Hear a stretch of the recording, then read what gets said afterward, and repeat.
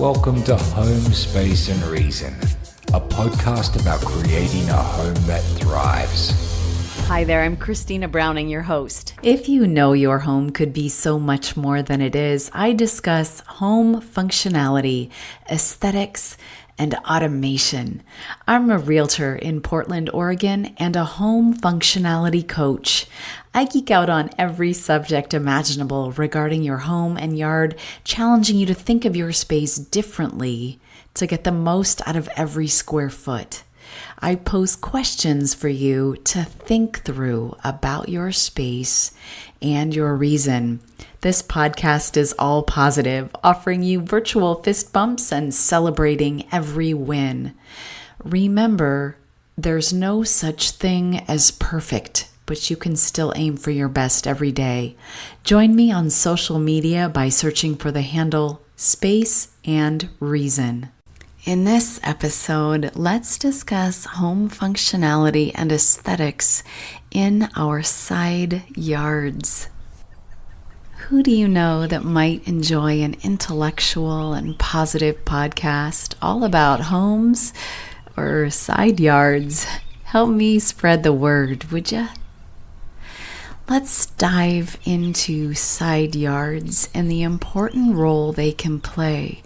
No matter if your side yard is just 5.5 feet to your fence line like mine, or a half acre like some of my family in Michigan, it can be a hardworking area. In an article in Outside Magazine, David Priest writes an essay that I'd like to share part of. Titled Ode to the Side Yard, he tells us that these odd scraps of property tell us more about ourselves than we realize. Which got me thinking, what does my side yard say about me at the moment? What does your side yard say about you at the moment? Isn't that a fascinating question? The article starts out, quote, "The first side yard I can recall, the one belonging to my childhood home in South Carolina, had one notable feature: a tall plant, presumably tropical, judging by the rubbery leaves. Those leaves grew in tubes, at the bottom of which would pool rainwater. Every warm morning, I would run outside, pull down the leaves, gaze into their throats, and find frogs squatting inside the little green uvulas. Front yards add curb appeal, and backyards add comfort. Patio furniture, umbrellas, grills, fire pits.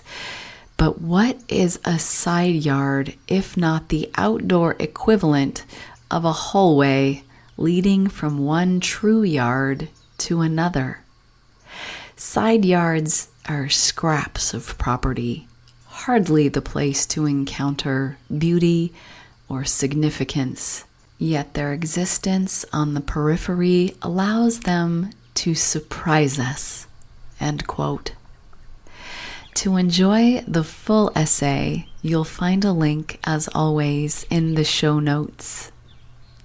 And now that I've got your hamster running, let's have some questions to ask yourself about your side yard, the space, and your reason.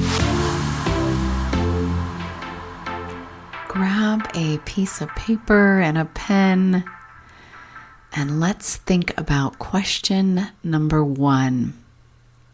Do I have any windows that overlook my side yard? Question number 2. Do the neighbors have windows that overlook my side yard? Question number 3. Is there something I don't have room for elsewhere that I keep saying I wish I had room for?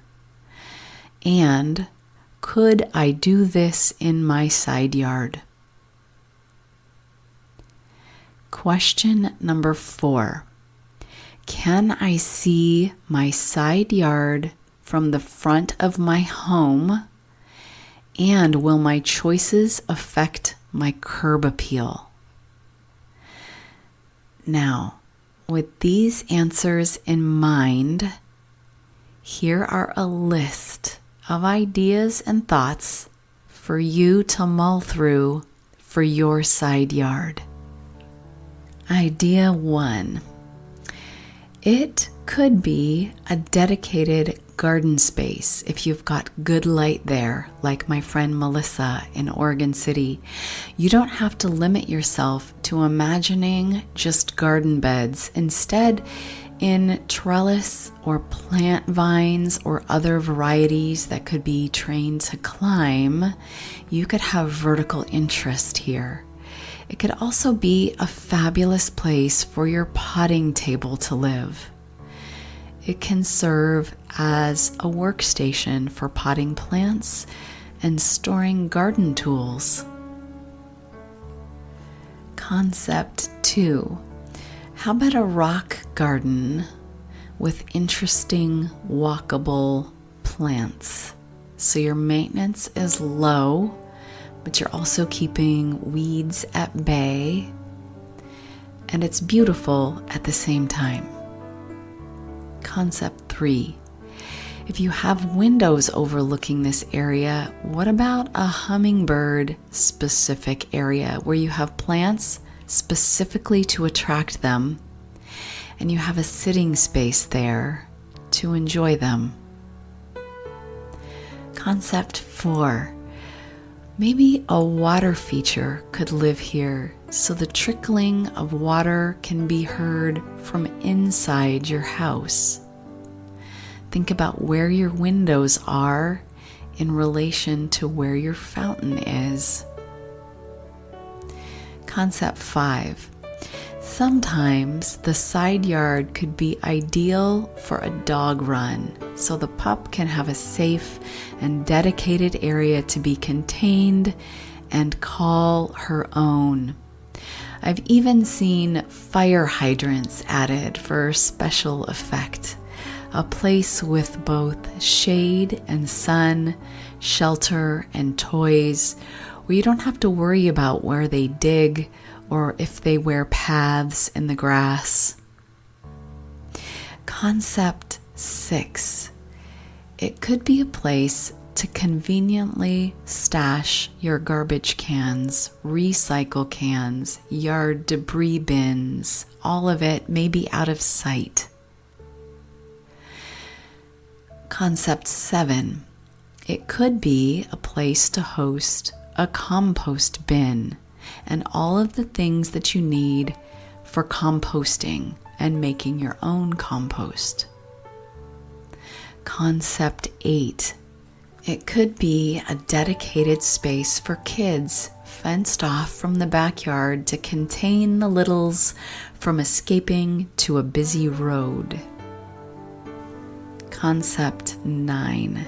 If your side yard is long and skinny, you know what else is long and skinny? A hammock. Run bistro lights back and forth over this area. Set yourself up a little hammock retreat. There are beverage holders with a stake in the bottom that you just stab down into the ground for holding your phone and drinks next to your hammock. There are hammock stands you can buy, or simply put 2 posts in the ground if you don't have trees. How cute could this be? Concept 10. I also want to remind you that you do not need a fence to have privacy in your side yard. Growing tall, more skinny plants can give you more vertical privacy than a 6-foot fence can. A hedge or vine or tall skinny plant could exceed 15 feet and look far more attractive than a fence could for far longer. They're hosts to wildlife like birds and can provide vertical interest when looking out taller windows. Concept 11. If you have windows that face your side yard, what about a vertical garden? Depending on what part of the world that you live in, would depend on how this works for you. Because if you're in an area that snows and things die back completely, this could become an eyesore real quick and stay that way half the year, which is probably not the best idea. However, if you live in warmer climates, this could be a viable option for succulents, herbs, and trailing vines. Obviously, choosing plants or grasses based on the area's sunlight and shade is crucial for creating a sustainable and aesthetically pleasing outdoor space. I would love to hear from you if you've always wanted a space for yoga or whatever, and yet you have an unused area on the side of your house, and you've maybe put the two together today. What if I could use my side yard for my Tai Chi practice? What if I could use my side yard for a raised fairy garden for my 7-year-old daughter to grow succulents and keep her special rocks in? What if I could have a potting bench even though I have no room for one in our backyard? What if I could have a little greenhouse there? What if we could relocate the barbecue there so we could fit a table where the barbecue is now? What if we could relocate the air conditioning unit to our side yard to get the noise out of our backyard where we want to sit? What if I could have a bonsai garden there with a fence on either end so my dogs won't trample them? It could be my sacred space. What if?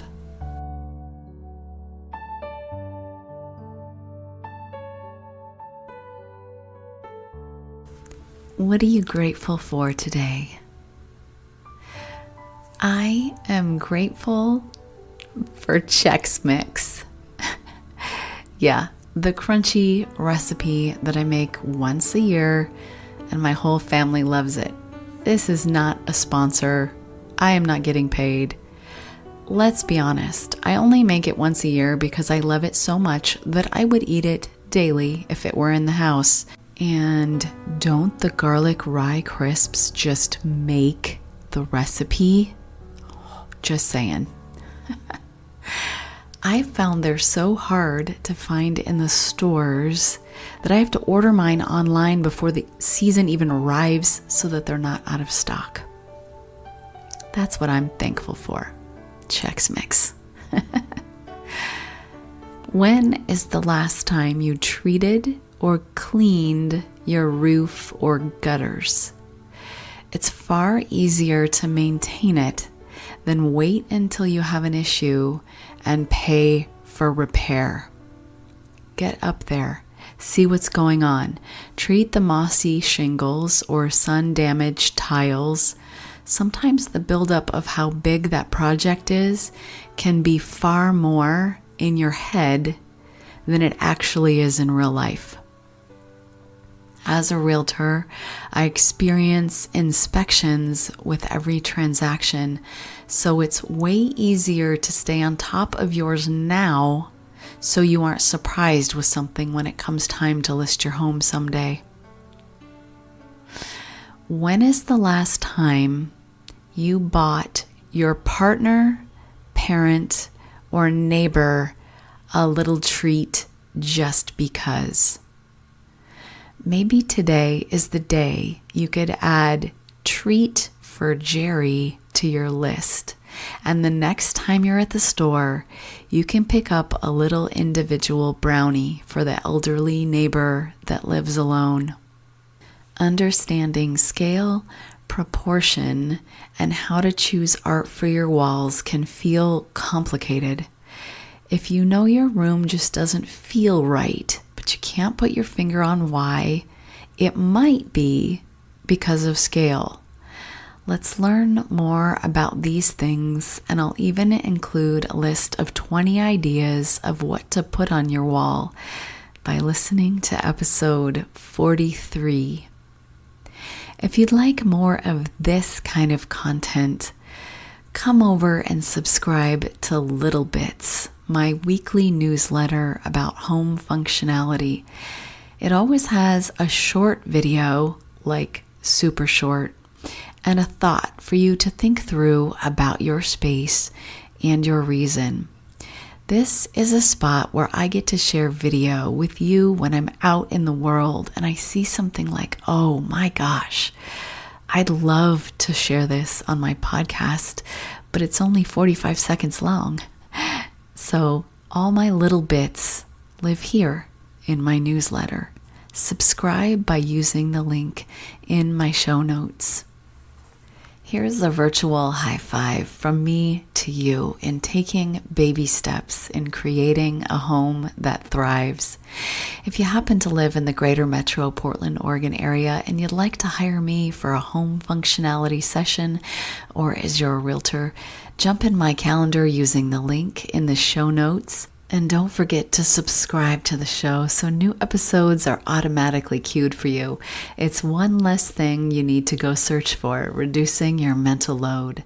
Thanks for sitting in on this conversation about creating a home that thrives. I'll meet you back here for the next episode.